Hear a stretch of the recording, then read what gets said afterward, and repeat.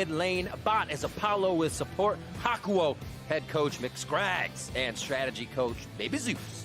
And facing them on the red side, it's FlyQuest. In the top lane, Flame. Jungle is Santorin, Keane mid, WILDTURTLE bot, support JayJ, and head coach St. Vicious, who is a strong independent coach and does not need a strategic coach. This is true. After racking up a few losses, Clutch bounced back, and they got a much-needed win last week to really bolster that mentality as well. Yeah, and since they've joined the league, Clutch has always thrived in the late game. And before last week, the games were ending before their scaling could really start, and it was slow going, but the team had a plan, and they followed through with it. And while the team is currently tied for last place, they still have championship points, so any improvements go straight to the gauntlet if they can make it. And that's the thing is, if they don't make playoffs, they still have a chance of making Worlds. So every game really counts for their improvement and showing off on stage that they can make it to that point. And their opponents today in FlyQuest do not have that kind of flexibility, as they have no championship points to their name. Yep, but luckily FlyQuest has the easiest strength of schedule remaining, but they have to keep things tight. They let a 7K gold lead slip away last week. They've shown some weaknesses, and despite that, Flame in the top lane had a really good week, and if they can clean up their play, they can defend their playoff spot, because right now, they are in one of those playoff spots. They just need to lock it in. With that easy schedule, it would be a given, but like I said, things have not been smooth sailing for FlyQuest. There's been some rough wins. Schedule shuffles around today. That 7-7 for them could definitely use, as you're saying, that win to look for a playoff spot and be a little more secured. Aatrox, Kindred, Rise, and Zoe here. They're up against the 5 and 9 Clutch Gaming. Ooh, the Nocturne. Blue. It's interesting because Clutch Gaming have actually banned out a lot of what you would ban on red side and saying FlyQuest, there's too many OPs. Let's just kind of push these down. Taliyah's one that jumps up. Akali's another one that jumps up to mind right now. Rakan. Instead of saying you take one, we take one, they're saying Morg. take them off the board. There's so much. Rakan, Hakuho's Morgana, Morg. right? Hakuho's, Yep, there it is. Ooh. Power of Evil and Febiven. Bringing over a little bit of European spice here to the mid lane. Now they're going to be playing Akali. A few of the first plays we have here in the NALCS will be for those two. And we'll see how he can do on it. Going to get safety and Tahm Kench hovered here for FlyQuest as they decide possibly what their bot lane will consist of. Yep. Interesting because the Braum had been serving them incredibly well in terms of JayJ plus WILDTURTLE. Yeah, JayJ's Braum for sure. Yeah, and so having the Tahm Kench is just safety here for him instead of an aggressive play in the bottom side of the map. I wonder if it's because they expect a Morgana to come through for Hakuho later in the draft, and they want to protect against that. Because it also works against those hook champions, right? So if there is a Thresh that comes out for Clutch Gaming, they'll be able to actually work against that.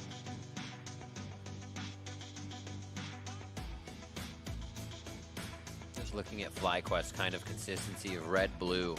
And they do not like red side. No, they do not. They have one win on red. Yeah, FlyQuest are 6-0 on blue side, and they are 1-7 on red side. Oh, that's pretty big. Yeah. Let's see how this might affect the champion select if it comes out with something they may not feel comfortable with in that sense. The Nocturne already banned against them. Varus, Taliyah, two big pickups. We've seen a lot of Varus bans coming through lately, so he finally gets onto the list for the LCS stage in our final game here in day 1 of week 8. And LeBlanc also on the ban list quite a bit. Gets into the mid lane for Keane. It's interesting because LeBlanc usually jumps on the ban list because she's a counter to Zoe, and if Zoe's picked up, Fizz is another one. Like, we're seeing more and more assassin, AP assassin mids. Like, we had the Talon for a bit, the AD, the funnel was working. Yep. Now it's Akali, LeBlanc, Fizz. Those champions can really be played in the mid lane and played into control mages too. Their wave clear is actually decent. There's the Braum ban from FlyQuest saying they don't want to play against Braum Varus, one of the things that they love to play themselves.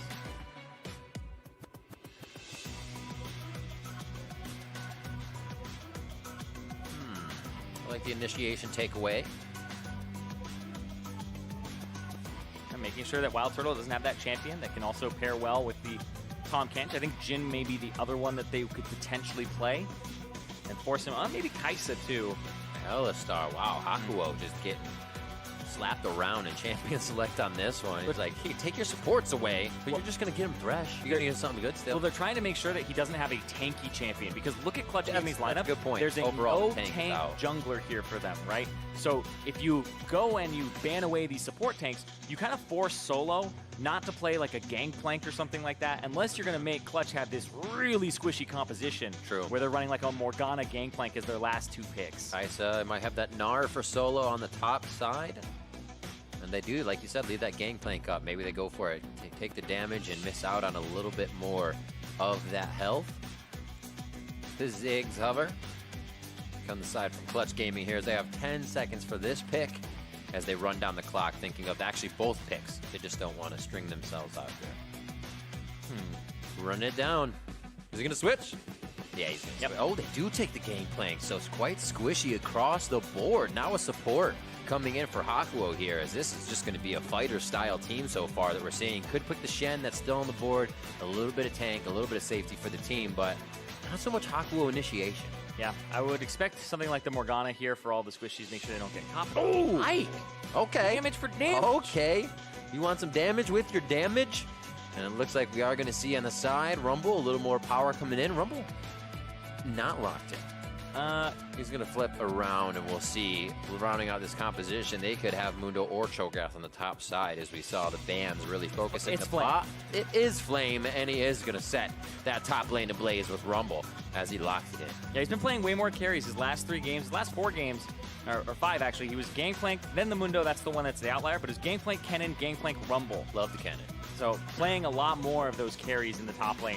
And he has been performing well, like we said earlier. And up against Solo, we'll see what he does here, but this matchup is one where you shove in, the Gangplank kind of has later game effect, and the Rumble is more mid-game oriented. So taking over the game here for FlyQuest, it seems like mid-game is named the game with WILDTURTLE as the insurance policy, but that mid lane, I'm watching Keane Febiven, assassin on assassin. I'm excited about that as well. This is going to be a hotly contested lane. I want to see who gets the jungle pressure first. We kind of saw, not a flub, but the bit of a mixed rotation being the reason Power of Evil got his kill onto a Smithy last game. It wasn't really a 1v1. It was kind of oop or scattered. I was able to do enough damage right off the bat there. So, see how Febiven works it. Cannot wait to see what happens in this bot lane as well. I really like Pyke into Tahm Kench. It makes the Tahm Kench think so much more about how he has to utilize his skills, because you're getting dragged in and then you're getting stunned. If you have your opponent, if you have your teammate in your mouth while you're stunned, you're not going very far. Yep. You really have to sort out that situation once you're up against Pyke in the lane. And we're about to see that in just a few. Good lanes all around for each team.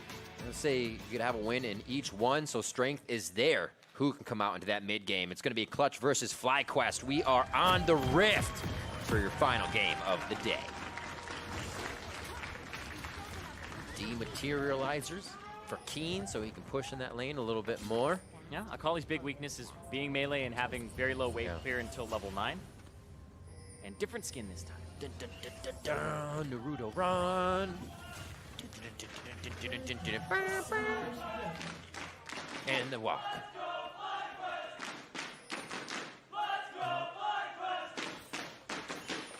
Home crowd love. I love it. I guess everybody's a home crowd. They're just getting it right. Well, a lot of fans of FlyQuest here. Yeah. Actually, I met a FlyQuest fan the other day, and they asked me a question that I couldn't answer. And it was, why did WILDTURTLE capitalize his entire name this year? Because he's wild. But like, it was always just capital W, capital T, the start of this year. And then I was like, wait, did he? And I'm like, yeah, it says WILDTURTLE. He's just shouting it. He's here. It's like the easiest way to initiate that feeling of a new pair of shoes, right? You put on that new pair of shoes, you get onto the soccer field or base, whatever, you're like, got confidence in this. Got It's the like, new IGN. how can you do that the easiest way without actually getting shoes? Change the thing you love the most, your name, but just capitalize it. And now he's awesome. Except he didn't add XX360. Well, I mean, you get the chance, right? But sometimes you miss. Yeah. But I actually legitimately wonder why he capitalized it. Because there's people like LirA who just have like capital A at the end, Gorilla and Prey who capitalize the last letter and the first letter. I'm gonna laugh when he's just like, it's consistency. Our tag is capitalized, so I just wanted it all the way through. Well, you never know. It could be something as simple as that. WILDTURTLE. He's got caps lock for a smile. Oh, Yeah, see? It's just caps lock. That's his life. That's a slogan right there. Hold on to that one, Riv. You shouldn't have told me. I'm sorry. Trademark. Yeah. Alt 0153. It's the code for trademark. you actually know that? Yes, I do. Okay. Febiven taking some good damage here from Keane early. Hasn't actually used any materializers yet, so he's kind of just playing the lane as is. Yeah, you gotta wait for it. It turns on later on in the game. Oh, you're right. You're right. Yeah. I was like, it's cooling down. No, he hasn't used it. Yeah. Obviously. It's to make sure that the first cannon minion is obliterated, right? This is mine. Goodbye. LirA on the bottom side, level 2. That's so well set. That's the stun. That's what you need to worry about. You can't get yourself to safety. You're trying to save your teammate. First blood onto JayJ from the bot side. That goes to Apollo. That was really well done there from Hakuho with LirA coming in at that same moment because that's warded. And so as soon as they spot him out, it's like, all right, we're going to back up. Hakuho is already pulling him back with the Q and then having the E across. And you saw JayJ held onto his flash. It's absolutely the appropriate choice there to not flash because you're pretty much dead. You're getting red buff slowed by the basic attacks. But what you trade for that is your whole top side jungle. So LirA has to go to the bottom side, and that's why Hakuho pushes up and goes mid so that they can go ahead and cycle in here. Free that all up. Interesting that Hakuho didn't go Relic. You see Coin and Relic interchange, but you get that damage out of it. We'll see this in the bot side one more time. Yep, Ace of Predator replay here. Sink so him in. well done. Hakuho gets the E across. JayJ says, there's nothing I can do. And so they pick up that kill, and then LirA gets to get that bottom side jungle as well and kind of even that up. So really well played there. And LirA, remember, he likes to be very aggressive. That's kind of been the hard part for Clutch to reconcile is they like to play late, except LirA. LirA's like, let me just bash the jungler's head in. Let me just go. Remember LirA's first games, and the guy was level 2-3 in Italy under the bot tier turret, diving 2 people, right? Before his team was even ready to support AD helping. Yeah, he's super aggressive. Yeah, and but it worked. I was saying that worked. Exactly. That's why you see that from him all the time. But he looks best when he's being aggressive up Yeah. in people's faces and he's able to actually just exert dominance. And he kind of falls away in the later parts of the game. In terms of, no matter what champion he's on, it just feels like he's not as strong in those parts of the game. Yeah. More of an early game jungler. Whether it's the confidence or the champions he picks, it's kind of a combination of both at times. The style, for sure. The style, good way to put it. Good word. What is going to be the hit here? I was going to say, it seems like Hakuho is just positioning for a quick grab. They want to get that harass on as they have just the cannon advantage. Got to play your advantages right. As LirA returns to the top side, says, let's scope everything out. Just gets his timers, making sure that it was cleared. Nothing else to be seen here. Flame 40-23 on the top side in CS. He is just pushing solo into the turret. This one, he'll be able to clean up a bit, but still a great lead. Yep. It's, instead of interacting and just going back and forth, you can see Solo is making sure that he just picks up whatever CS he can. He's Gangplank, so the gold is worth minions are worth a little bit more because of the parlay. But Febiven, no teleport this time. Has the ignite, which I expect more from Akali's. Ooh. Oh, there's the chain afterwards. One chain dash forward with distortion. They pop him back just inside turret range, and they're going to be able to get the kill. Santorin flashes out safely. LirA just on the heels, wants a play, possibly over the wall. No shove onto Keane, and no follow-up there from Clutch Gaming. Hakuho is in the wing, but FlyQuest feel good about picking up that kill onto Febiven. Yeah, it was a hard outplay there from Keane. He waited for the Shroud, threw out the E, and then he just chased Febiven down with W to follow the flash, so still had the tether. And that made Febiven blow both summoner spells. And Keane only had to blow one for that kill. He got the other one out of Santorin, so has that flash for potential re-kill and revisit in the mid lane. Also got 2 stacks on his Dark Seal, so gets the bone plating out, waits for the Obscure to go away, starts running away, gets it right around the minion wave too. So well done there, the W chase and the flash. That's what clean looks like. So good to get that kill on a lane with hardly any crowd control either. Obviously, you have Keane's chain, but conditionally, that has to hit. It's not like you're hitting it with a Rise stun. To be able to take out an Akali, pretty great. And Febiven is going to have a hard time kind of recouping that. Yeah, Hangs off on the side to see if he can get some health advantage in lane off a quick hit. Yeah, and it's hard for the Akali to actually blow up the LeBlanc because even though you have all these dashes, you kind of have to play around her dashes. And say, I'm going to go in. Well, she's out. She can Yeah. play as safe as she can play aggressive. And she can kind of kite you a little bit more, but LirA, Oh, no way! there's something smelly in that bush. Oh, you should have let him take more damage from Gromp. Just completely eating him up. I like the late pillar as well. He had to get around it. So he was like, all right, use the Gromp first, then pillar, force your flash. Santorin is on fire here, and his Trundle pickups have been really great for FlyQuest. Yeah, and being active on the Trundle is something we don't see a lot of them do. Sometimes they'll go straight for the Cinderhulk or the Tiamat and just go for farming. But when you're able to bully the enemy jungler, you aren't just making sure that you're good against their tanks later, but you're also really good in the early parts of the game. The Trundle is a little odd man out here because, like we said, there isn't really a tank for Clutch Gaming that he'll have a good time kind of vamping against. But it's great to be active early and shut down LirA, and now he doesn't have that flash for if he was going to go for a gank. Almost. Yeah, speaking of being active, Hakuho, mobility boots, kind of roaming all around. Santorin returns to the scene with Prime. Gonna go take that blue. He's just living out here. Yeah, ping on the right side, though. Looks like Hakuho is going to say, I'll get this for you with vision. And they'll give that to LirA. Great pressure by Febiven, knowing his team's going to be in. Says, well, why not tag on a little bit more? That was his first, that was his R. He used his R there at the end of it, so he doesn't have that extra burst, which you really do want to have. And it looks like we are about to have a pause. Indeed. Just as we see Clutch kind of heading down towards that bot side to activate a little bit. So we see in the early game pressure a lot towards mid lane. Keane was able to get that kill as Santorin came in, but Santorin has kind of been everywhere. The only place he hasn't been towards that bottom lane to figure out what's going on, and that's where LirA, Apollo, and Hakuho have been able to get their first kill. All turrets stand so far and only a 300 gold lead. I gotta say most of that is Flames on the top side, 71 to 53 CS. Yeah. Something you gotta think about in that, though, Zyrene, is when Akali Shrouds, Gangplank ults, there's a lot of chaos in that fight to worry about. That's true. The Shroud by itself actually creates a lot of chaos, dipping in and out.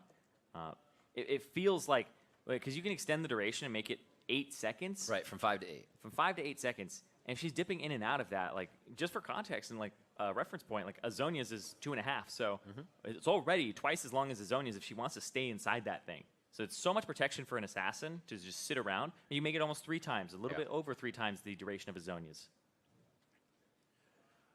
Hasn't fooled them the first time. They were able to get that quick play onto Febiven. It's kind of, that play reminded me a lot of kind of using your just escape in the lane. You see that for Akali. If a lot of teams wait for Shroud to go down, such a vulnerable position. If you can get that before 6, obviously can E and Shuriken flip out of a situation, but it's the little things. And you quickly learn about a champion to say, hey, all right, Shroud down, Volley becomes a super vulnerable champion. Exactly, and that's why you saw Febiven go in off of that. Keane go in off of that. Onto Febiven. But what we're hearing on stage is the issue is Solo feels like he is experiencing some lag on LAN, and I mean, that stuff happens sometimes, right? If it's an FPS issue, if it's something with just like inputs or whatever. I mean, sometimes my web browser has too many tabs and it has been open for too long and it just takes so much this happens. CPU. This happens. I know these people exist. I don't know, man. I'll make like maybe 3 tabs and I'm good. Oh, you only do 3? If I can see so many tabs up there, you can't even read what's on the tab and you have to click through like 9 to get it. I'm just like, close it all. No, it's like desktop icons, dude. Get them out of here. I have my web browser is tab gore is what I would call it. It's just so many tabs. I don't know why I don't like closing things. I'm a tab hoarder. Is what I do. That's. Well, I'm like, I'll visit that page later. It's like you haven't visited that page. This is the first step. You came out. We know now. We can work on it. See Donald getting in. He'll help Solo out and figure out what this is. And a top lane for him. He's been pushed in from Flame. Flame's on his rumble. You know that's going to be a difficult matchup. The guy has hardly even backed yet at this point with just his shield and a potion in his pocket. And that teleport still up. We're waiting to see if this Akali does go off. Second game in a row. Second first pick as well. And it has kind of been the focus of other teams instead of the focus of the team picking Akali. Yeah, they've been trying to kind of shut it down a little bit, or at least neutralize it, I would say. So far, the LeBlanc looked like a good answer there. Not so much in the CS department, but more so in the counter. Yeah, you can't step up to farm. It's not as easy. Yeah, it's not a melee champion, but the Galio did work wonders against it in the previous game from Pobelter, where it was making sure that he can just not be blown up. So one of the things that Akali's really good at is just blowing a champion up and getting out. And you can't do that to a Galio. You saw them try multiple times on the side of Optic, where it's like, I don't really know how much damage we had to do to this guy. Yeah. But it ended up being more than they had to offer. And in this game, it's squishies all around, though. So the Akali will have prime targets. The LeBlanc will have prime targets as well. It's interesting how people come to use Akali, where her fights become really pronounced and strong. Because you think about in the jungle, she has that chance to make a 3-second gap, get perfect execution better than being in vision, kind of running in front of a team. It's like, will she have more prowess if you're fighting in those tunnels or if you're fighting out in the open when it comes to being, people learn how to use her? Yeah. Be interesting to see. It's interesting because you would usually think that she'd be better in choke points, but I actually think she's better out in the open. Really? Yeah, because I think I would think choke points. You would think choke points because you can like get over walls and stuff like that. You kind of hide in a corner, and you kind of with that gap, you have to guess: do I either shoot it straight or to the left? Remember, her shroud actually spreads out and it that's true. Wraps around corners and stuff, so it doesn't go over them. And so the thing is I would say out in the open, it's a love-hate relationship. She almost creates her own terrain with the obscure in a way that she can navigate that. That's a good way to put it. So I really like that kind of concept of she is better out in the open because she, convention doesn't dictate that ninjas would really be good out in the open, but she creates her own space where fighting her around that smoke bomb is so better. So. They're waiting for this to be resolved, looking at FlyQuest's side and thinking about their playoff position, where they have come from this season. I should say compared to last season, such strides for them to be able to find so many early wins as opposed to last season, but also string those wins together against teams they normally wouldn't. Yeah, and this is FlyQuest kind of saying, right now, are they overperforming? But they still have the easiest schedule remaining. Clutch, CLG, Golden Guardians, and Cloud9. They have the easiest remaining schedule. They could easily end 11-7 as their final score. It's crazy. And be not even just in like 6th or 5th, they could potentially be in like 4th place moving into playoffs. Like, there's a big opportunity here for FlyQuest to step up. And for Clutch, this is kind of the exact opposite of what was going on last time. People said they overperformed, made playoffs, did really well, got 4th place. Now I think it's stark because they're underperforming compared to their level. They're probably somewhere in between that. But right now it's just been their last 6 games. They're 1-5. Yep. And it's not looking that much better. This is one that they have to win if they want any chance of climbing up those standings. FlyQuest could run away. We return to the Rift. Infernal Drake is on the menu. A little bit of a cannon barrage topside, and Solo's feeling the pressure coming down at 2v1. They do get Flame out alive with a flash there, and the hit from Santorin as he's been from lane to lane to help everybody out. Yeah, you don't want to be lagging for that one, and even if he wasn't, it doesn't look like he was able to survive. That was so much pressure there. Flame just able to get him underneath the turret. You can see he's up 25 CS, and they're just going to pressure this turret down. They have a cannon minion. TPing back in. Oh, no. Double TP. Oh, yeah. That was... Put the brakes on. That was JayJ's single-use summoner spellbook TP. Yeah. So that's the Tahm Kench throwing down. The exhaust coming up from the switch right now. He's like, nope, you're not TPing back. That's awesome. So he actually used a summoner spell that you just get from your Keystone for a real summoner spell that Solo had to cancel on. Right there, down the back of it, flashes away. Yeah, so close. I don't feel like there's a way he really makes it out of that because the position of the Rumble ultimate across the back made it so he can't go there. The way he flashed was out of the Rumble ultimate and away from Santorin. If he flashes in any other direction, he's going to take a Tahm. He's going to take anything else there and extra damage. So that looked like they covered a lot of the options. That was a quick buy and a quick back. Solo gets himself a Sheen. Probably clear up the minions a little bit easier now and try to make Flame think twice about some engages. Won't deter him too much at this point. Yeah, Flame's online though. He's actually taking Raptor Camp right now. Just 4 boots already. He's kind of got the new Taster's Choice for Rumble instead of that Haunting Guise and or Sork boots. I mean, he's got the magic penetration right now. He's got the 33. Solo has 64 magic resistance though because he does have that null magic mantle. Yeah.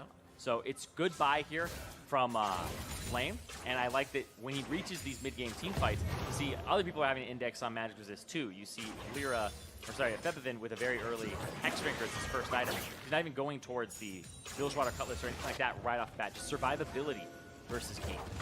Playing for the late game. Yep. Kind of how Clutch does things anyway. Very true. Kind of string you out so you make a mistake. A lot of the times it puts the game under so much pressure that it's hard to not make a mistake yourself. That's a really good way to put it, Riff, because the longer you go on, the more chance you have to make mistakes. good ultimate there. I think Santorin still gets locked up and rooted. Little chain. Oh, they have to separate. Who do they choose, though? Doesn't matter, It's gonna Apollo. be Apollo now. What a hit from FlyQuest to just collapse down onto Clutch Gaming. 3-1 now on the scoreboard. Yep, there's the delivery there from JayJ. Brings the Santorin in, Keane coming in from the mid. And then you can see Flame is just going between the lanes. Flame is like, all right, well, this is my CS. Gonna go back up top, try to pick up that. This Solo had a huge wave to push. He's almost caught up in CS. Remember, he was down 25 CS. It has helped. He's been able to have some free time, but that doesn't mean Flame isn't taxing everything else around him at this point. And he's gonna get up for most of this wave too on the top side. TP back in, 2-0-1 for Santorin. You see he's participated in everything around the map as the Troll King. Whatever it is his. Looks like Rift Herald might be next on the menu. Red ping goes down on that. Santorin heads towards top side. Doesn't seem like they've switched any of the lanes up just yet. We still have very healthy turrets. And Santorin heads to the top side of his jungle, and he also has a stopwatch now. Guardian Ooh, Angel, Gargoyle Stoneplate, you know, those come in usually later for the Trundle if you're going to get either of those. Probably the Gargoyle, but it seems like a single-use stopwatch to try and dive is what I would expect. The thing I love about stopwatch and Zanya's is it's actually two separate things. Yeah, you give a stopwatch, and then when you back, you have it. you pick up the Zonias, and it's up again. Well, I did it. I had a game that went so fast I didn't get to use my stopwatch, and I had Zanya's, so it's just doubled in a fight. And you're like, yeah. Oh, we think what? No. Yeah, but if you ever use a stopwatch in the game, you can never use another stopwatch. You only get one. Right. Even if you buy a new one, it's broken. Who sold me that? Find him. You're the one who bought it. Just saying. I signed off. I saw the small font. Just about 1,000 gold lead here for FlyQuest. As Solo has picked up that lead for that deficit for himself. And it's going to be in the kills that we see on the board right now. And that turret dropped on the top side for first blood in turret. Now the pressure here from Clutch. It will be seen with a vision ward. How long will it take them to put something in action, though? That's what becomes scary. Man, they've just been separating the blue buffs across the map now. It's just been, this is FlyQuest's blue. The other blue belongs to Clutch Gaming. It's just... For a second, I thought he was returning to base this side. Yeah, right? They've just been trading the sides of the jungle there and handing off blues. Somebody needs to get back to mid. Febiven's going to see Keane. LirA gets the blue. LirA's going to come across the mid. So I think this will be a 4. Actually, there's more people here from the side of Clutch Gaming. FlyQuest are going to come on over like that. WILDTURTLE actually gets chunked. Yeah, he got hard shoved on that one. Great vision control win here by Clutch. Here That's comes why LirA. FlyQuest is moving in so slow. Keane steps on the toes of LirA as he comes across trying to get himself into the fight. That does not work. And now they're going to be able to take down Hakuho. Focus on the WILDTURTLE. And Keane very low, but still going for the fight as these guys are pushing themselves to the limit. Solo able to clean one up there as he says this is the pirate ship. Come aboard, but he is going to be pushed off. Walk the plank, Solo. A 3v1 as he tries to go hard, but he goes down. And Hakuho, the only one left up because he just spawned again. And another Rift Herald destined to timeout. Man.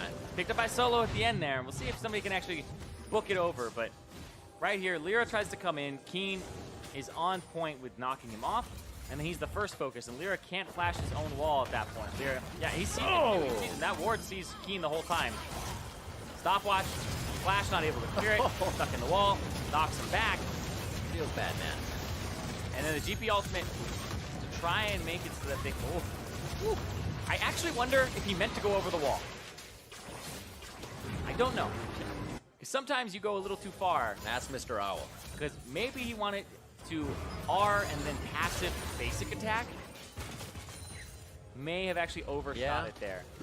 Makes sense. The heals and kills there for Santorin as well kept him alive as people were dying with his assist coming. Yeah, he had Ignite on. All the little things that, honestly, those fights, you saw Clutch so close to getting killed, that makes you step forward. You say, okay, I will use my flash. And then if it goes bad, that means the next fight's probably going to go bad too. You're down to flash. The other team's getting those kills. And that's exactly how it happened. 8-2 now. You see how quick that scoreline catapults up here for FlyQuest after just one fight. An Infernal Drake now in their favor as those are split between the teams on the Rift. Yeah, you know what the funny thing is about Trundle is he gets a percentage of the units that die around him in terms of enemies. Yep. If there's any enemies that die near him, he gets a percentage of their HP back. When you kill Rift Herald, he gets 650 HP back. So he was almost dead. Big boom. Solo finished off the Rift Herald. He got a gigantic amount of HP back, and that's just Trundle passive. When you accidentally outplay yourself. Yeah, I mean, it's those big HP monsters. I think it's happened before where like low HP killed the Rift Herald, and I was like, what? It gives you like 700 HP. What's going on? Okay, the passive. Frozen Domain, still not getting him in range as Febiven's able to get himself the safety. Stays for the minion wave though, 5-point strike, almost clearing that wave. One more will be nice and good to go. And now he's going for that Hextech Gunblade. Made a little pit stop at the Hex Drinker. Has the extra MR with the Merc Treads. But that's a Luden's Echo for Keane, who's 3-0-2 on this LeBlanc. So the assassination potential is online. And he's up against 5 squishies. So it's a perfect time for him to start roaming around, looking to push in these lanes. And get his team ahead. Maul's quick clears there as they're trying to get just upper hand on a possible fight. Nothing happened. We haven't even really seen too much action. There's been a lot of fights in mid, but it's all been very quickly in favor of FlyQuest. It's not WILDTURTLE having the killer instinct in, or you see the big rumble all from Flame. It's all very coordinated here as they orchestrate another dive under the turret. The chain just out of range, but it is rinse and repeat for FlyQuest, and they have yet to be punished for this mid lane dive, even staying a little too long. Yeah, one of these times they're gonna get bit. Yeah, no flash there for Febiven, but you can still see the shuriken toss into the R, get him away, and he had a second R available afterwards. He was ready. So he's ready to get out, but they're still getting this ability, this ultimate, out of him pretty routinely. And that turn's about to drop, even though Febiven is at that hit. If Febiven's at that level 9 point where you have the max Q, but he doesn't have enough AD or AP behind it to wave clear the caster minions. He gets very close to clearing them out with a single Q. We need Gunblade for that. I like that simple play by Keane, and it's something everybody should bring into their games. If you take down a turret, put a ward next to it. Yes. Because that's where your minions are usually going, and you would have had vision there. So keep vision there. It's so great, especially to see some people hop into the jungle. Take a turret, throw your vision down. Well, yeah, your minions will go there, and it usually gives you a kind of an idea of after they clear it, where they go. Exactly. That's what you need to know is once they clear your minion wave, which side are they going to? Where are they roaming? And that allows you to react. See Febiven walking over it right now, and they know he's just going to stay in lane. Has that pressure from Hakuho. They know he needs a little bit more love with that mid turret down. And FlyQuest standing strong with that outer defensive turret line. They can push up hard. Have a quick retreat line. A little bit onto the next Mountain Drake here. It's been a pretty silent game for WILDTURTLE. JayJ has been roaming around, and WILDTURTLE's been kind of teaming up with him. Oh, killer goes in. Hakuho on the Pyke, able to get out. JayJ, who's he bringing in? It's going to be him and Turtle. There's the killer instinct from Turtle. Apollo gets hit up by the plasma. That's going to be the finishing kill, and he's able to waltz out of that one. Bit of a speed steroid forward. Equalizer comes down. Hakuho gets out with a sliver. Febiven looking for at least an attack, but he will not be able to kill any of those targets, so he holds off. And there's literally like 5 seconds on Solo's ultimate to be back up. The Cannon Barrage is now coming off a cooldown, so he can't assist. There it is, just to clear the minion wave out. Looks like they're all going to stay safe. They say, hey, we have the pressure here, we have the vision, we know Solo's top, we can stay and not have to take this turret down until our next wave comes in. And now they're not feeling as comfortable as they lose that top turret. Lose the top turret, keep that bottom one, but here comes Keane from the side, the 3-0-3 LeBlanc. Yeah, he's just dominating the mid lane. He's going to come over to the side, pressure them off, and they're going to have to give up this turret. Red buff LeBlanc. That's annoying. Take it away, make sure nobody can have it. Distort forward, slow you with an auto, and then you're caught by the entire team. Yeah, the E as well. Makes it easier to land. Yeah. Double slows all over the place. So, double buff for Keane as he makes his way back to mid. Darksteel stacking up there. He's got his Ludens on his orb as well. Say Darksteel stacking up. It's almost fully stacked. Yeah. So, filling up at this point. One more stack left to get. Keane gets pulled over, snaps back. But this was the thing that got me in. WILDTURTLE, he threw out the W. You're expecting him to kind of come across the map with it, but he comes in JayJ's belly, and then he ultimates across the flame. The classic Riv, the red carpet. Yep. Flame might be going down here. Death from below, dodged out on that. Oh my God, Flame lives! Huge play by JayJ. Flame gets out with 200 HP. Keane's not going to have the same result, though. Only one can make it out alive, and they actually lose Keane. Good shutdown goal for Clutch at this point. I actually like that from Keane where he snapped back because he went in a bad direction, and Febiven, the Akali, the person that he has to lane against to kind of keep down, was about to get that shutdown goal from him. Snaps back, says, no, okay, give it to somebody else. Mountain Drake coming up. Looks like Clutch Gaming wants to get that vision control here and make it uncontested. Good 20 seconds even to get out of base to that dragon, especially from red side. So they're going to have to wait maybe, or at least extend it on that side of FlyQuest. They could just get the time though. 10 seconds onto Drake helps them out. Yep, 10 seconds. Speaking of seconds, one more, and there's Cannon Mirage back up for solo. Ooh, what is he running? He has that ready to go. What is it these days? Where is it? Stop moving. Fire at will. Poor Will. Fire at will.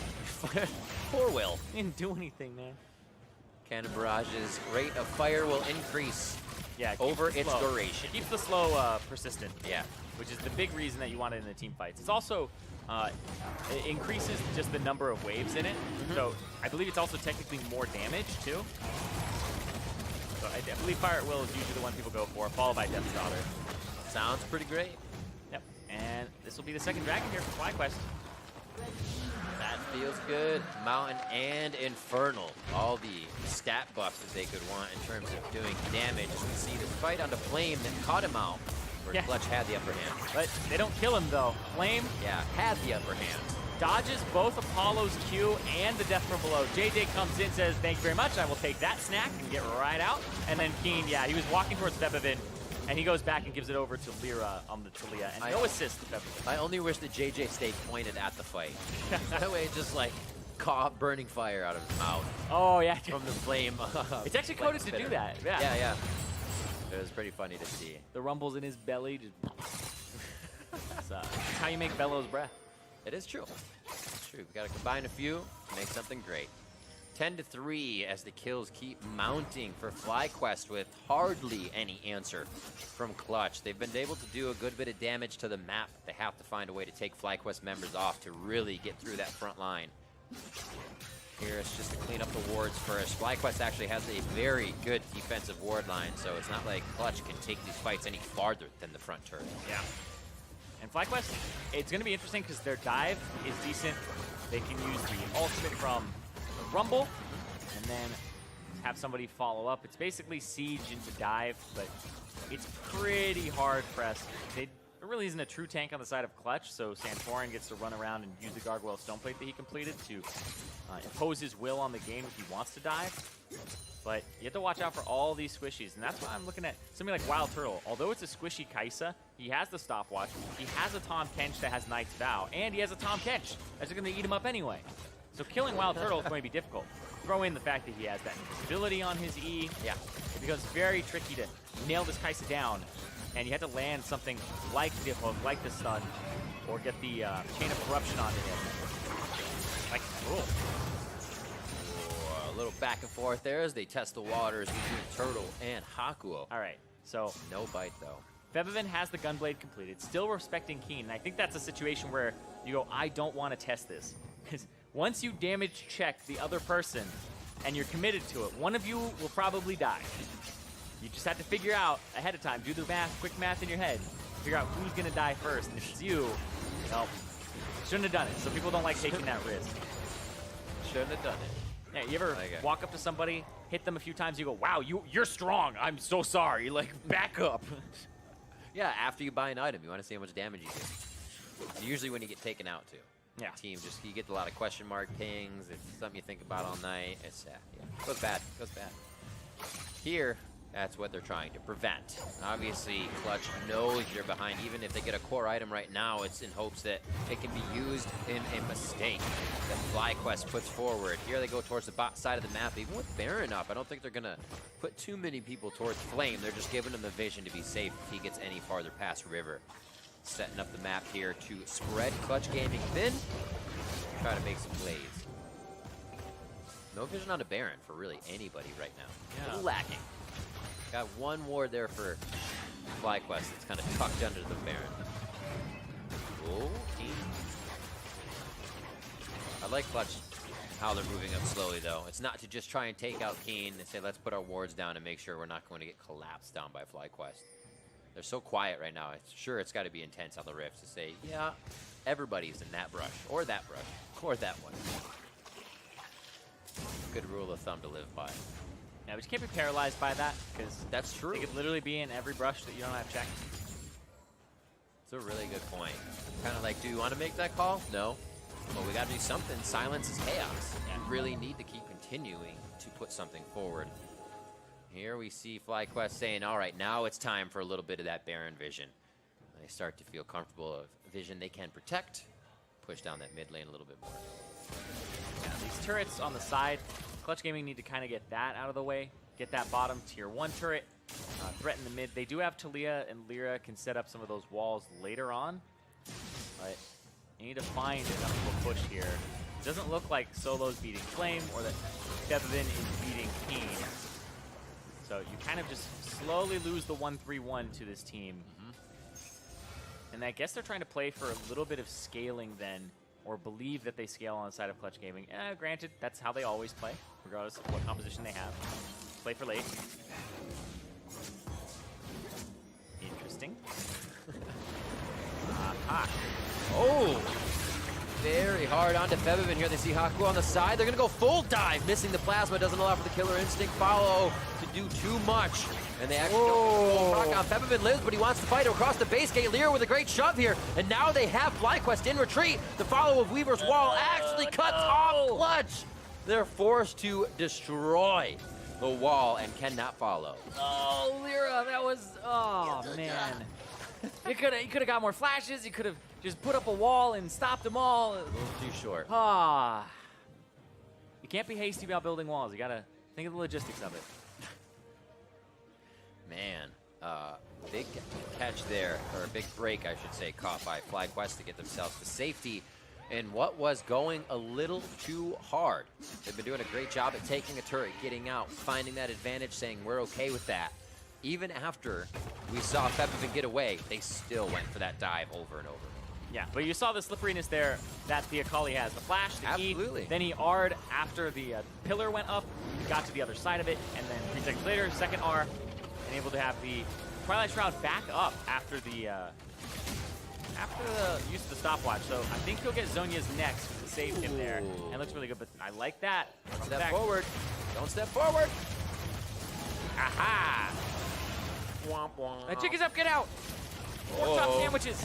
5,000 HP. This is definitely a fight that we could see Clutch get to. JayJ very low. Gray health is on. He's going to give himself up for the team. And that is going to be a death. But this is huge now. FlyQuest stayed too long. This is actually what I was just talking about. Do they know they have that advantage? And then back to come back to Baron. It looks like they'll be able to push Clutch Gaming off all the same. But still a very risky play to put into action. Hello. Yeah, pulls him right on over. 10-4 though. FlyQuest feels like they have a little bit of room to play with. A slight gold lead doesn't really say much about the game, but they have been controlling the map much better. Yeah, it just seems like Clutch Gaming, they, like we said, they scale. Like, I don't even think it's the champions, it's like their mentality scales. Later in the game, they're like, we got this. LirA's like, all right, early game, that's where he goes. The rest of the team is like, don't worry, we scale. It's like, we literally do not outscale. No, we scale, we got this. We're smarter in the late game. And that's just how they've played ever since pretty much the existence of Clutch. Like, I looked at their fastest win time in their 5 games, and it's 32 minutes. Oh! Game, but hold on. He scales. Solo scales. He scales! And he's about to tip those scales right here. A barrel next to Flame. Scrap Shield keeps him alive, but the Sterix Gauge Rage keeps Solo healthy. Easy pickup there for him. Runs forward, gets Flame, got the flash out of him, too. That is starting to 1v1s him, and now... yeah, play for the late game. Late game's here. Late game has arrived. But definitely for Solo, he is something to be reckoned with now on the outside, or I should say just the side lanes. And it might take more than Flame to do a little janitorial duty and clean up the mess that Solo's about to make in those sides. Yeah. FlyQuest definitely has something on their plate to think about after being, as just said, in control of the game more or less for the last 30 minutes until that play. You can see Solo was having a ball there. He was laughing at the end. He was still all smiles there about that kill on the player cam. Really happy about that one, because I wonder what happened at the start, because usually something in that 1v1 where it's like he didn't expect you to be there, you got a sick barrel chain or something sets that up, because the Rumble will typically play at a distance that's safe for him and just kind of poke you out or clear the waves and kind of have a gentleman's agreement and then show up for team fights. But something had to happen there that was making Solo smile so much. It's like, it just feels good to take down Flame. His Flame had been performing well. We talked about it at the start. But right now it's Santorin who's 2-0-6 and the rest of the team. But if Flame is now losing the one-on-one in the side lane to Solo, then it means that the 1-3-1 is one that's no longer in favor of FlyQuest. Yeah. It's more in favor of Clutch Gaming. And that dynamic flips as well, because then you need to see action from Keane and WILDTURTLE again, who had control in the early game and were doing a great job holding off mid-pressure without needing to fight. Now you might need to see a little bit more action from them, which forces everybody into situations. That becomes the fun part, because when you force people into things, they make mistakes or make awesome plays. Which is what we want, awesome plays. 32 minutes on the clock. Looks like we might get one as Cloud Drake is up. Also, that Baron could be toyed with here. It looks like Santorin's going to pull it out and see if Clutch Gaming wants to have a go at it. Looks uncontested for this one. 3 Drakes now in favor of FlyQuest. All their mission is missing is an ocean. Yep, that's a real fast take there, especially because the Kaisa does a lot of damage to neutral objectives with the passive plus the Rage Blade. And I actually looked back at it, because it doesn't look like we're going to get a replay of it, was Solo.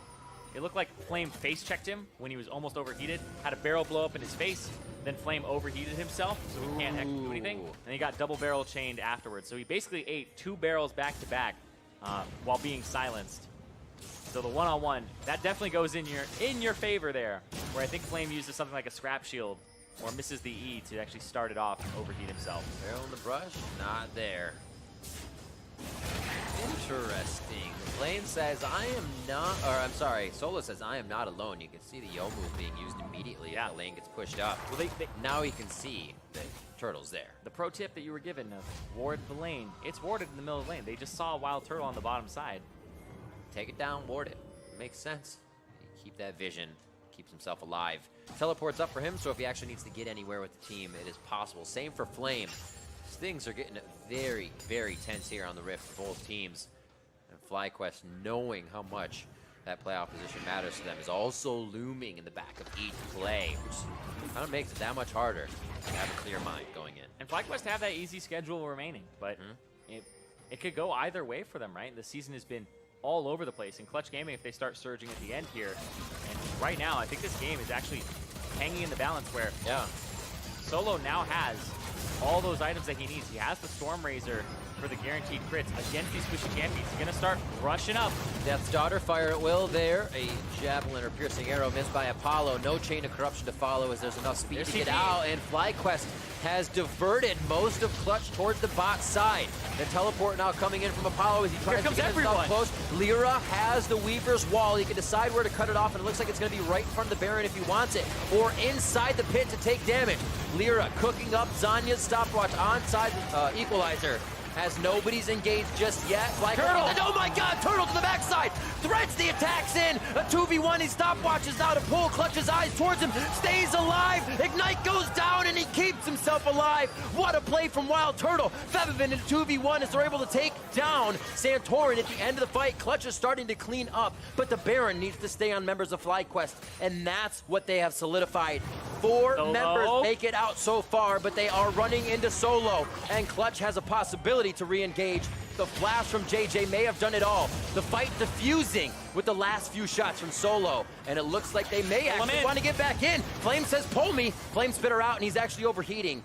Back and forth. Plasma's gonna miss, so Turtle does not come in.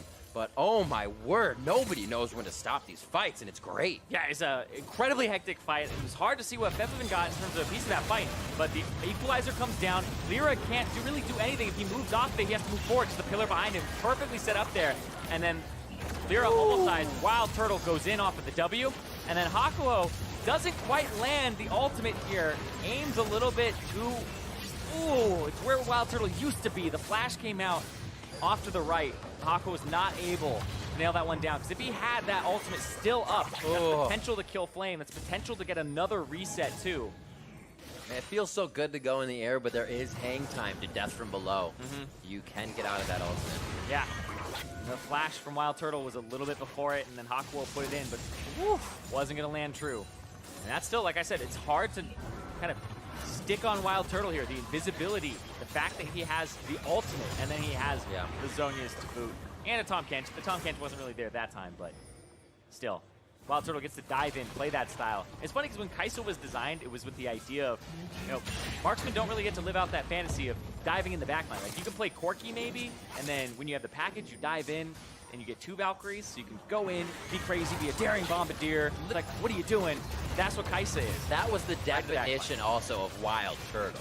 That's the capitalized WILDTURTLE. That's the capitalized WILDTURTLE. That's why he capitalized the name. It looked like Shuriken flip just missing out there, but that would have been the rocket jump forward. And then he has no way to get out. Here you have that extra steroid, and he plays the way he wants to be playing in the middle of that fight with the shell on. Pushing down towards the mid lane here, 37 minutes coming up on the clock, and Baron is still taking for 1 minute onto FlyQuest. Febiven trying to hold off the bot side as we see FlyQuest take mid, second tier. Dodge, dodge, and dodgy, dodge, dodge. Didn't have the ultimate, but there you go, in the back. Apollo can't even get out of these fights. He goes down immediately. Hakuho comes in from the side to grab Flame, but he feels good as he gives the team the rest of the time to assess what's going on. Keane down towards the bot side, pulling 2 into his favor. He just plays a little bit of a mimic game there with his clone. Oh my god, almost taking down Febiven solo here. FlyQuest is just firing on all cylinders. Yep, they got that middle inhibitor. They're going for the bottom inhibitor here, and there's 15 seconds on Baron, so they crack the base. That's a successful Baron power play. 13-6, and very successful indeed. The 7-7 team look to make themselves 8-7 with a few more final touches. As they have their eyes set on those playoffs and their eyes set to start winning here at week 8, day 1. Gotta be careful here on this reset. Both teams, WILDTURTLE going after, goes in. Bada bing, bada boom. Also doesn't have any mana though. He's got to be real careful. Outie! If he goes. And bye-bye. The Abyssal Voyage out. That was a round trip there for Turtle and JayJ. I love that. I don't think I've seen an Abyssal Voyage professional play that was used that way, where the person's like, get in my mouth when you're ready to go. I'm like, out. To be honest, a lot of the times when we see Tahm Kench, we don't see him Abyssal Voyage in a lot of games. And there, Febiven takes himself to an Abyssal Voyage. He'll be back in just under a minute. 60 seconds on these death timers now. It's crazy what you can think, or what you can do if you think about how long you're now in a 5v4. Pressure that. Right now it's an Elder Drake. 3 Drakes to FlyQuest looking to be buffed up here. As Clutch Gaming cannot do much more than throw the Cannon Barrage down. The ward is already denied, so they don't even have that time of death for the Drake. An Elder to FlyQuest at 38.5 minutes. Elder Dragon, 3 elementals behind it. Oof. And yeah, the fact that they had the Baron, they cracked the base, now means they can go ahead and use this Elder and just force themselves through the game, get themselves that victory. Don't allow Clutch to get to that ultra late game. Try to close it out and move up the standings and get closer to securing themselves a playoff spot. Slowly pushing in a gigantic wave up here on the top side. Apollo says, no! Hail of arrows, let's clear this as LirA works the ground a bit. Solo not looking like he's in a good spot. Killer Instinct coming in from Turtle onto Solo. 2v2, Zhonya's goes down for Turtle, stopwatch rather. And now they're about to take the fight. He lives again with a sliver of health. Defying death more than once this game. Turtle looking to re-enter the fight from the side. Plasma's in. LirA gets hit as JayJ could be the lockdown on this, but cannot get in range for Devour. Keane looking to hit him, knocks him off the wall. And will he crack? Oh, he gets saved by Santorin, but in the end will fall to the damage. And it's going to be the cleanup crew here from FlyQuest as they play with their food, looking to push themselves forward to 8-7. A great double kill for Hakuho as he's trying to execute on the Pyke. Oh, the dive comes through and he hits JayJ first. No execute coming through on the Kench, of course. He can't gut the fish. And now they're on to Turtle. He goes down. FlyQuest staying a little too long. Don't get dessert on this one, and Clutch Gaming holds off for more fights. Wow, I have no idea how that last little move there from Hakuho didn't hit him. It looked like it was right just a misclick. It was so close. But see it all again from the start. Starting on Turtle. You're talking about the shell. Wow, Turtle's like, all right, the shell is on. The Zhonya's Hourglass. Just all of that damage he can do. The ultimate to give him the shield on top of it. Stays alive. And now he's contributing with basically W's from afar, but they hurt a ton. Almost takes out LirA there. Throws another one here that... Oh, the plasma. Oh, and just to the other side, you know? That would have been the ultimate alley-oop. Yeah, exactly. Right? That's what I was going to say. Such a great play. Yeah, Hakuho basically kills the LeBlanc clone there, and then he wants to go up, he wants to get Wild Turtle. This is so close. When I watch the X, oh! That is where your foot is just right away from the trap there on the ground. Oh, whoopsies. And then Still they gets lose them, but- Turtle, and it is not over. The Scuttle rebuttal is down, and it looks like they get it for vision and control over Baron, 17-9. And it is crazy that Clutch is still holding on. The amount of kills that FlyQuest is getting, just a few of Clutch, because FlyQuest is also getting map control with each one of these hills. And still, Clutch is not allowing them in just yet for the final touches. It's going to be tough, though. I could see one final fight coming in, but it becomes as strenuous as you think because Clutch can be on the other side of the map with a fight in their favor, too. Baron is started here as FlyQuest tempts Clutch Gaming into a fight. Febiven in first, kind of goes in Viz on the Shroud. He's going to be able to push off and get subjugated out of Santorin. That's going to feel very good. What are these walls? It's hard, man. Carpentry is not an easy job. Takes a lot of years. Febiven has, LirA hasn't put himself on too much of the Taliyah. Yeah, this was one of the tragic things when you started having junglers play Taliyah. We're not Taliyah players. We're almost never Taliyah players. Hold on. Keane out. Turtles in. Kill from Keane as he flashes forward to get the damage down, and they find LirA immediately. It's not going to be good for Solo or Febiven if they're trying to come out of stopwatch. Hakuho says, I'm in, team. Can we do anything? And FlyQuest is going to snuff that idea immediately. A triple kill for Keane. And Solo's going to do what he can to just deter, be a fly on the wall. They're ending the game, though. FlyQuest. Ending the game.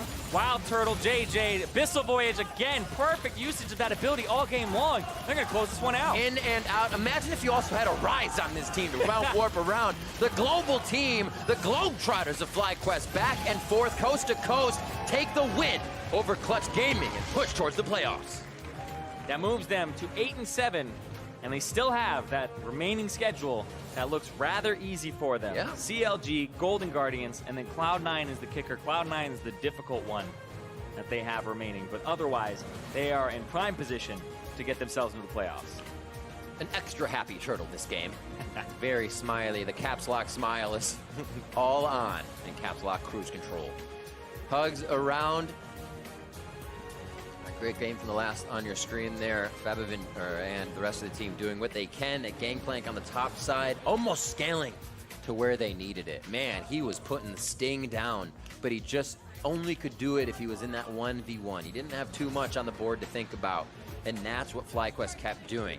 They said, oh, you think you have a 1v1? You have an all v1. The FlyQuest team is here. Yeah, and you had to worry about the Kaisa. You had to worry about... They all came in for Abyssal Voyage, even if he couldn't Killer Instinct. I loved the Abyssal Voyage Damn. from JayJ this game. They were really, really clean. And we thought that not having that Braum, not having this stuff that they were picking on FlyQuest in that bot lane was actually going to hurt JayJ quite a bit. Man, did they come up big. Yeah, and also shut down that Akali mid. Hasn't been finding too much success today in the LCS. Been kind of hard to find the right team fights for it. FlyQuest are able to pick the LeBlanc into it, and Keane had a good game, and he's been kind of slumping for a little bit here in the second half of the split. Yeah, this is a good bounce-back game for him. He moved himself to 8-7 on the summer split, and for more on that win, Obli is standing by with FlyQuest Troll King. Thanks, guys. Santorin, we were just joking about it, but I mean, what's it like to win a game that wasn't through a base race? It feels bad almost. No, basically because like we had such a big lead and we never actually did something with it, and we weren't aggressive enough, we weren't making the right plays, we were kind of stalling the game for 20 minutes where like they could potentially come back in the game when we were so far ahead, so it actually felt bad. Well, it's still a win nonetheless, and you guys are one more step closer to playoffs. What's the team feeling like going from a bottom team last split to now a playoff contender? We're feeling pretty good. This game obviously like doesn't show our macro is that good right now, so that's something we definitely need to focus on a lot moving into like the next few weeks, especially if we make playoffs. I think we're a really good early game team, but when it hits the mid game, we always make a lot of mistakes. We always make random calls, and I think it's just we're hesitating, and then we just pull the trigger, which a lot of the time just turns into something bad. And FlyQuest has one of the easier strengths of schedules moving forward, I believe, against CLG, Golden Guardians, and Cloud9. So how confident are you guys going into those games? I think we're pretty confident. We played against all the hard teams already. Obviously, every opponent is going to be hard, especially when we play like this. So we're taking every game really, really seriously, and we just want to make sure we make playoffs. Santorin, thank you. Back to the State Farm Analyst Desk. Thank you very much, Ovly. FlyQuest picking up a much-needed win in their hunt for playoffs. But before we dive into the analysis of the game, we got to welcome Mithy to the analyst desk after a victory yourselves today. So very much alive in that race for playoffs. Let's just start there. What is it like to be in the? You're one of the most experienced players on the stage in terms of your history within competitive League of Legends. Have you ever been in a race this tight for a postseason? I don't think I've ever been in a playoff race until I joined NA. Usually, aren't they super fun? Aren't they? Yeah, it's so much excitement. Yeah, actually in OG we ended third, and that was a bummer. Okay. All right. Well, so starting off on that note, New experiences here in NA. yeah, very much so. We're all about bringing in new experiences. And speaking of which, the draft phase in this is unlike maybe one I've ever seen. Clutch Gaming, no tanks. Just going full damage, essentially, across the board. They're bringing in that Akali's coming back up. To no avail. Obviously, the defeat came through. We did see him bring it back close, but Mark, talk to me about this draft. Yeah, it felt kind of like one of those times where Trundle's picked early, so the other team's like, we're not going to play a tank then, so you can't steal any stats. And the other team's like, we're going to counter-pick your non-tanks. And then it's like, there's no tanks in the game. Who face checks? Yeah, that's how it kind of felt. So there's no CC, there's no face checking really, and it becomes very difficult for both teams to actually find a decisive team fight because you can't lock anyone down. How does this comp play? What is the strategy of the comp that Clutch Gaming drafted? I think they were just hoping that Akali wins lane. That's usually how it goes with Akali. Win lane, win game. You first pick Akali and you're just thinking, yeah, I hope Akali wins my lane. And usually in scrims, Akali kills the other guy once and then you just can't play the game anymore. We also in the previous weeks have been talking a lot about GP in the top lane and the power of that pick. And up until this game, most of the time we're seeing a Mundo of all things being picked into it to kind of equalize the lane and say, hey, I'm going to just survive and or eventually maybe outscale in the 1v1. This time around, though, the Rumble, can you shed some insight as to where this pick came from and why we saw it build such a massive CS lead? I think it's been a pick that's been around for a while now, but yeah, I'm not really sure why people stopped playing it. Usually when you blind pick GP, you're always you just have to be confident in your pick because you can just play against anything really. And I think the Rumble pick is just, you just push the wave, you keep pushing, you eventually take the tower because the minions pretty much take the tower after pushing for so long, and you kind of match ults in team fights, and you're just a version of GP, but AP, I guess. All right, but with that, Jat, we saw Rumble pressure in the top lane. We saw the LeBlanc pushing in the Akali. So by all accounts, FlyQuest had early control of this game from that perspective. Brings us to about 13 minutes into the game where the game actually blew open 5-for-1 around the Rift Herald here for FlyQuest. A big play to knock the Taliyah off the wall, but then just a bit of a hilarious interaction as the skill shot missed and he flashed into the wall. All the while, everything goes wrong for Clutch in this fight. So many people get out at low health. Hakuho died before he'd have time to try and get any ult resets off.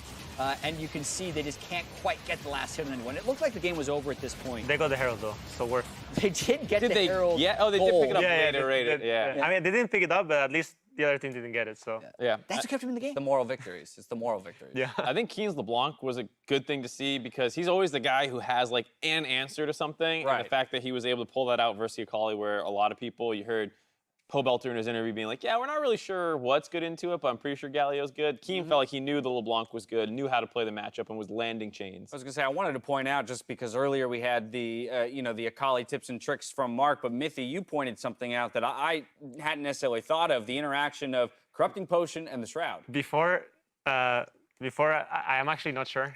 What? I assume that's how it works. I'm pretty sure because any damage tick does give the outline of Akali within the obscurity. But I don't usually have corruption potions, so I'm just... You heard it here from Mithy, direct from Mithy's mouth. No, but it just, again, in trying to understand this champion, we know that a lot of pros haven't had a ton of experience playing both as it or against it, and I think that has showcased itself throughout the day today. I do want to push us forward to our next replay, a chase onto Febiven, who is piloting that Akali.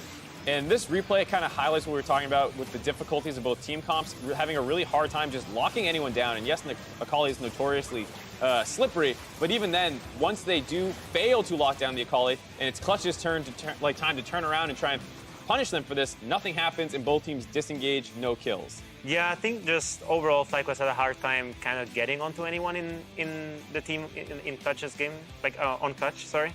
And I just wanted to say that Pyke has a really easy time getting wards off in this game. He has Hexdrinker, he has his passive, he's never really gonna die, and he would always be able to ward the Baron and avoid Fly from rushing it with Kai'Sa. And once you have GP ult, you have Akali on the flank. If they start Baron, you can always go for a team fight even if you're 5k down.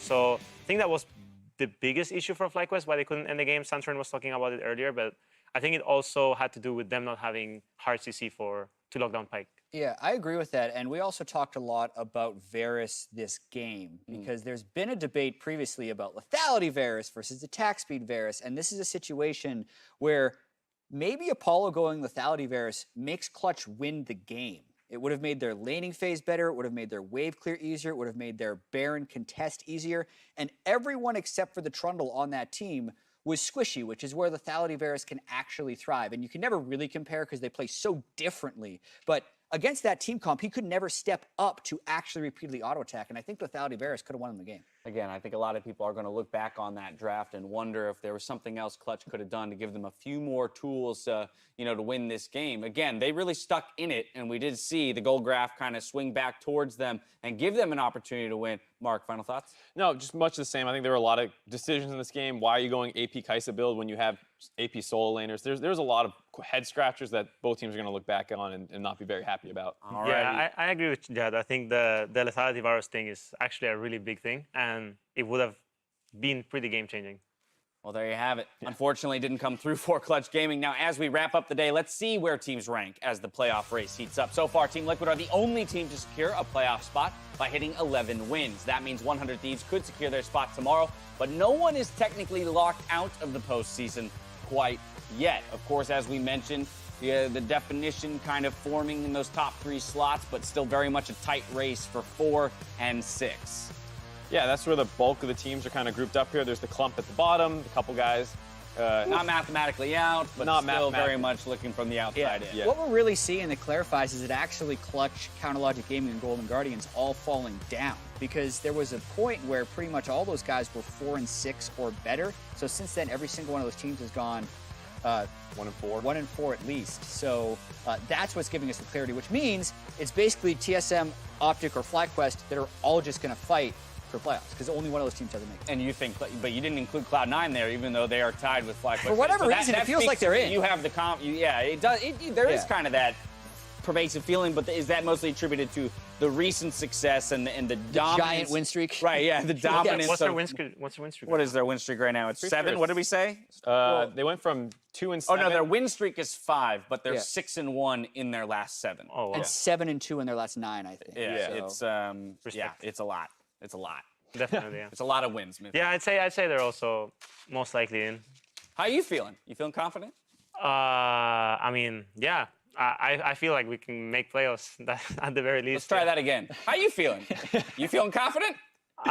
We will make playoffs. There it is. Yeah, there Thank you we go. very much, Smithy. Let's see what teams will need to do to stay in the playoff race in tomorrow's schedule, presented by Jersey Mike Subs. Things kick off with Echo Fox loading up against Optic Gaming in Game 1 with TSM versus 100 Thieves later in the day. Following that, tune into Riot Games 2, where Freak, Deftly, and Contracts will be bringing you Cloud9 versus Team Liquid from the NALCS Lounge.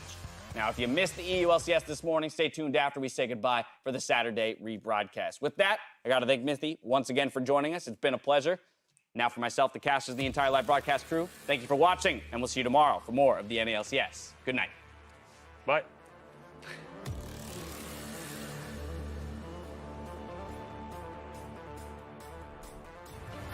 game 1 of the day. A battle over second place. The Thunder Thieves takes on Echo Fox. Here we go into our game. Is it going to be enough damage afterwards? A chain of CC. Trying to have enough with the ult. Is it going to be enough with Feast? And it is the first blood in the top lane. Nice. Careful for Feast. We're good. Right side. Yasuo flash. Ignite. Hey, W1. Got it. Dancing on Omega ending today.